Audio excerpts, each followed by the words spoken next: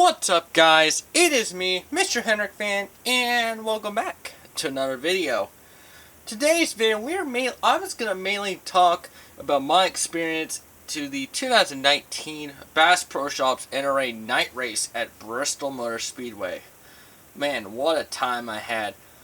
But before I show off my story, we're gonna show off what I picked up at the race. So I picked up a good amount of stuff, and honestly, I didn't do too bad. So let's go ahead and show the cars off. So let's go off with this bag. So the first car I got is the 2016 Daytona 500 promo car. Pretty cool. Got it for about $2. Really good deal, personally. The second car I got is the 2013 Jeff Gordon Drive to End Hunger Feeding America. Beautiful paint scheme, and I got it for $3. That was a good steal. Alright, the third car I got is the 2017 Chase Elliott Hooters. This was a car I was never able to find, but I saw it at Bristol and was like, hey, you know what? I haven't gotten it. Why not? Never mind the paint scheme, personally. The fourth car I got is the 2017 Kyle Larson Credit One Bank. Oh man, Target and Kyle Larson. I miss that duo. Alright, the fifth car I got is the 2017 Dale Earnhardt Jr. Mountain Dew SA. Really nice paint scheme, and the drink is really good too. I wish it was brought back, but anyways, the sixth car I got is the 2019 Ryan Blaney Libman. The seventh car I got is the 2019 Darrell Wallace Jr. Plan B Sales. The eighth car I got is the 2019 Ryan Blaney Money Lion. Honestly, not as bad as I thought. I usually am not a fan of the teal turquoise type color, but it doesn't look too bad on the Ryan Blaney car. Maybe it's just me. The ninth car I got is the 2019 Daniel Hemrick Bass Pro Shops. You know what? I might as well talk about Daniel Hemrick too. Might give me out some opinions from 2019's recent silly season news. I might give out my opinion about that as well. The 10th car I got is the 2019 Daniel Hemrick Liberty National. And finally is going to be in a future video as well, the 2019 Austin Dillon Throwback. That is as well will be in a future video. For the 2019 Throwback video, I was tempted to show it off now or wait till the 2019 Darlington rate, or when I do my Darlington video, but because it's barely been past Darlington, yeah. Alright, so as I got a couple more things as well. A couple of these. Actually, I'll just show them off. The first, are these all 19? What year are all these? 1998? Okay. Well, one of them is the Dale Earnhardt Pit Crew. Thought that was really cool. And then I got a Jeff Gordon Atlanta 1997 with the figurine. Thought that was really cool. And then a Jeff Gordon 2001 champion photo with the car. Also thought that was really cool. Because as well, I also do have this from a gift I got last year. So it was perfect. It couldn't go to, it just makes a lot more sense. But, alright. Now, before we get to the silly... Actually, you know what? I will add in the silly season's news, reactions, etc. But we're going to put that towards the end. we're going to talk about, mainly this video is about my experience with the 2019 Bristol race. Oh my goodness, wow, what an experience. If any of you are near Bristol, man, recommend you. It is oh man, it might be a little bit harder for some people. I was lucky enough to do this, but man, what an experience. If you ever have the opportunity to go to Bristol, I 100% recommend it. I mean, honestly, out of all the tracks, that was probably the #1 track I've wanted to go to, and I was finally able to go.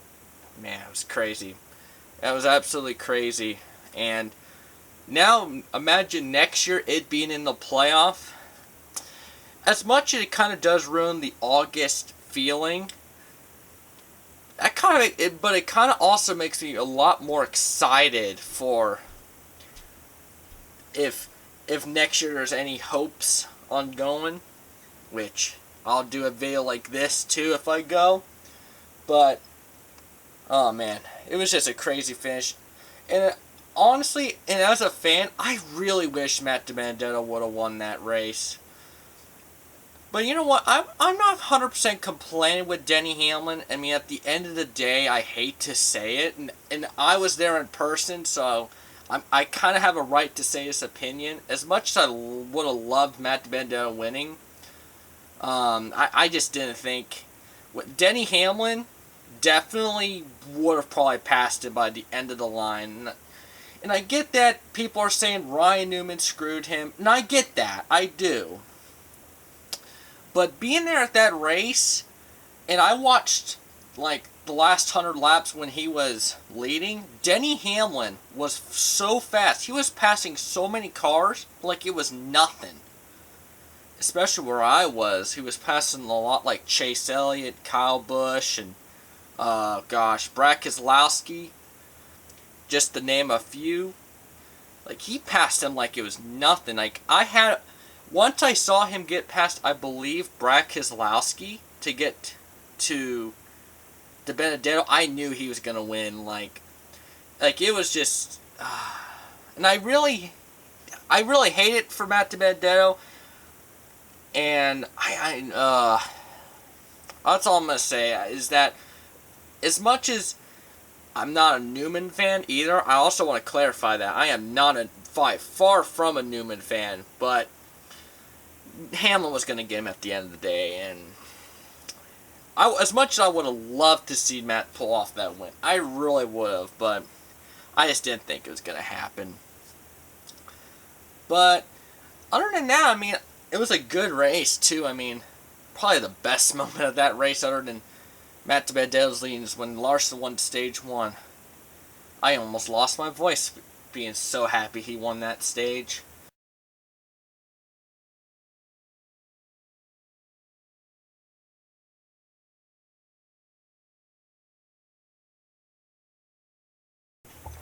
Alright, now let's go off to the 2019 silly season. Alright, first off, let's start with the most unsurprising one here. Matt DiBenedetto getting replaced by Christopher Bell. Doesn't surprise me. I mean, I kind of had a feeling it was going to happen. As much as I hate for Matt DiBenedetto, again, good driver, good personality, I like him. I mean, I have none but respect for him. It just doesn't surprise me, because Joe Gibbs really likes Christopher Bell, and he's a heck of a talent, too. Honestly, I don't know how I would feel about him next season. It wouldn't surprise me either way. I mean, he could either do really, really, really good or really, really, really bad. I could see either or, really. I mean, I think he has more potential than, like, an Eric Jones, even though he's not bad either, but I think he's going to be on the hot seat next year, though. I will say that. Alright, next piece of news. Daniel Hemrick. And I've been really starting to like Hemrick, too, so really sucks. I mean, again, he's really talented for what he can do. Now, did he win any races? No, and I respect that.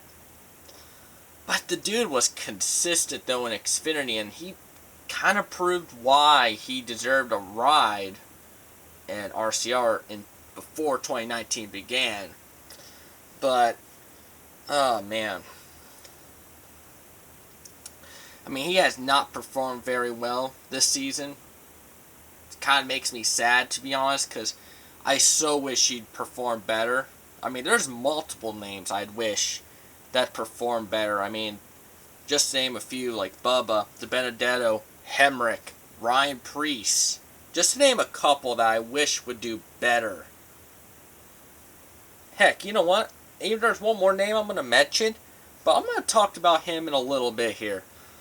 But with Hemrick in and Reddick in, and you know what? Reddick is a talent too. And honestly, like, as much as I hate it for Hemrick and DiBenedetto, I mean, Bell and Reddick are not the worst. They're not the worst replacements. I mean, it could be a lot worse.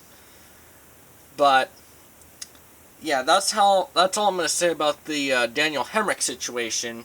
And now we're going to go off to the last one, which is Ricky Stenhouse Jr. out, Chris Buescher in.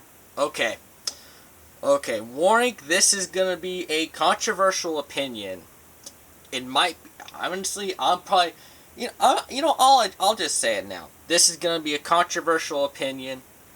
I do think Ricky Stenhouse Jr., as much as he's done a lot of crap, Richmond last weekend, that was definitely one that was, he definitely deserves, I mean, I don't know, I mean, people say he's locked up his brakes, but, I don't know. I mean, I could see 50-50 on that. Like, he does deserve getting crapped on, but he doesn't at the same time. I don't know. I'm 50-50 on that. He almost did screw my fantasy team, though, because I had MTJ winning, but he still won, so I'll forgive him a little bit more to that. But other than that, I mean, yeah, he's a little over-aggressive, but I don't know. I think he's kind of overhated. Okay, you guys did not hear that wrong. I do kind of think he kind of is a little overhated. I mean, I'm gonna just be honest with that. I'm not here to lie and say I don't think he deserves every bit of hate he gets. He deserves it on some, like most of Richmond hate. I can see in a degree he definitely deserves the hate. And I see also a little bit where he doesn't. But I never loved Stenhouse, but I never really despised him either. He's just been neutral with me, and I do think he kind of needs to cut some slack just a little bit. It might just be me, though. I'm not a Stenhouse fan, though. Don't say that, because I am not a big Stenhouse fan. But I do think the hate's a little much on him, though. And now, in goes Chris Buescher. Nothing but respect to the dude. I mean, the dude is so talented, and I wish he would have cut the break, or caught like a good break, but he really hasn't. Until a couple days ago with Roush Fenway. So happy he's in a way better ride.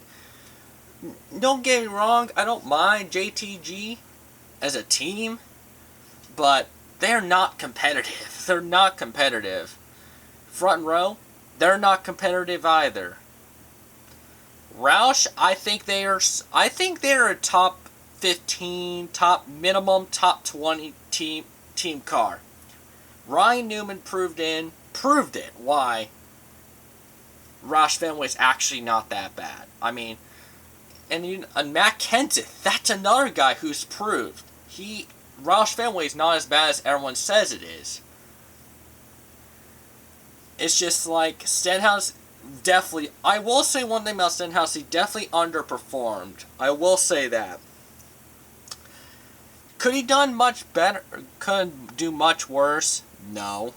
But has he underperformed with the hype he's gotten, taken over Matt Kenseth? Yes. I don't think he's awful. I definitely don't think that. I think he's a lot better than this guy over here. I mean, I'm sorry, but the only thing I can sort of defend him on the hate he's got was the Daytona 500 finish, because at the end of the day, it's the last lap for the Daytona 500. Who would not do that? Oh my gosh, I would if I was in his situation. Actually, no, actually it kind of depends. No, nah, it's the Daytona 500. I'm kidding, no. I would for sure do that. I don't know anyone who wouldn't, to be honest. But other than that, he kind of deserves all the crap he gets. Honestly, I think if he had and honestly, another thing about Daniel Hemrick and DiBenedetto, as much as they've sucked in the early parts of the season, it's a new team, time to get used to it. 100% respect that. But, man, what Hemrick and DiBenedetto have ran better, except for, one here and there, but, as of, since the summer stretch, Hemrick and DiBenedetto have done a lot better. And honestly, if Hemrick had that start, and if DiBenedetto had that start, I could see DiBenedetto end, to be honest, but Hemrick, I think he'd do better than Austin. I really think so, but it might just be me. But at the end of the day, the only one that's really shocking is the Stenhouse one. Pretty much my message.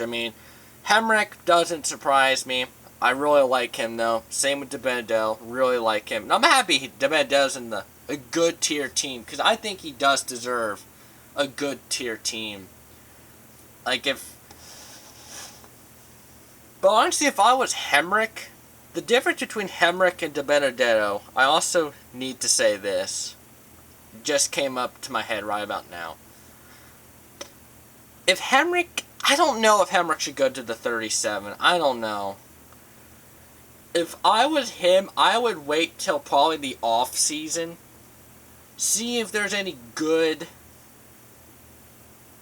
Xfinity rides, and then see who the best we got is, because if I was him, if there was an RCR, if there was a Stuart Haas racing, if there was a Joe Gibbs racing, if there was Colleague racing, I would probably take that ride over JTG. In a degree, I could agree and see that happen. The reason why he probably would be in Cup over a good Xfinity ride is because of the exposure. But I feel like if I was him, I'd probably go with a good Xfinity ride. I don't know. I could see, for my future sakes, kind of look like an example, like a Johnny Sauter or Ron Hornaday or who's another? Matt Crafton. Actually, no, he never really went up to Xfinity, but still, ran a lot of one series, or go down to a lower series and do better. And then, when your time is right, go back up. I feel like that's what Hemrick should do, at least in my opinion. And DiBenedetto, I would have said the same for him, but Wood Brothers is a good team to take over. I would have choose Wood Brothers if I was in Matt's spot, so he made the good choice there. But Hemrick, unless a good team, Xfinity teams offer, I would not go to that 37. I don't know. And honestly, same could be said about Ryan Preece. I don't know. I really like him, but as well, I didn't have the best of feeling about how he's going to do in that 47, because as much as talented he is, he hasn't ran a full season in trucks or Xfinity to get that top, mid to almost towards the top level worth of experience. He's mainly ran modifieds. And I don't think that's enough experience to me to go straight up to Cup. He might have been rushed a little too early. Same with Hemrick. Pretty much the end of the day.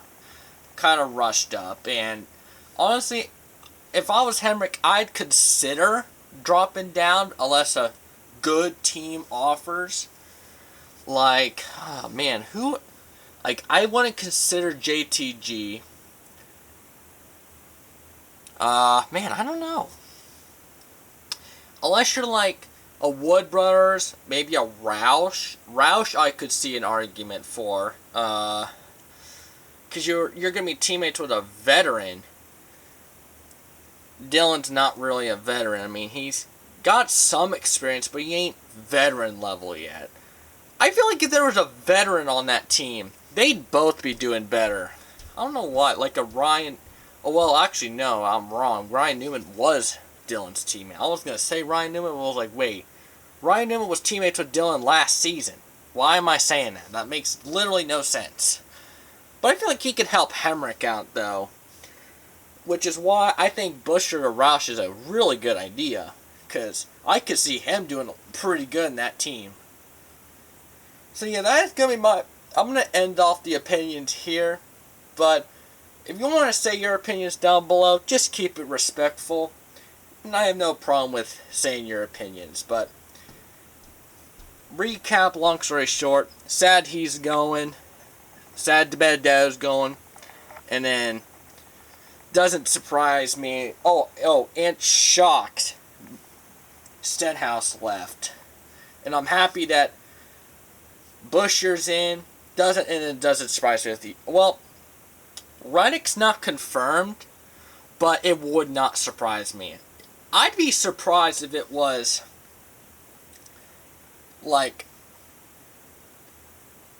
okay, hold on. Okay.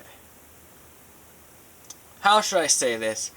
If it was anyone but Reddick, I'd be shocked. Unless they are a just as good driver, I mean, I'd be very shocked. But I think Reddick should be in that 8 car next season, though. I just think so. So, yeah. I'm going to go ahead and end off here. So, yeah. Thank you, everyone, for watching this video. Make sure you leave a big thumbs up. And I hope you guys actually enjoyed the 2 video combined into 1 series. I never expected the opinions being 13 minutes. But, yeah. And if you want me to do more of that stuff, leave it down in the comments below. Because I would, honestly, I kind of liked talking about like, silly season news and all that stuff. I like to talk about that. But I won't continue if you guys don't like it. But if you do, just let me know. And I'd greatly appreciate the feedback.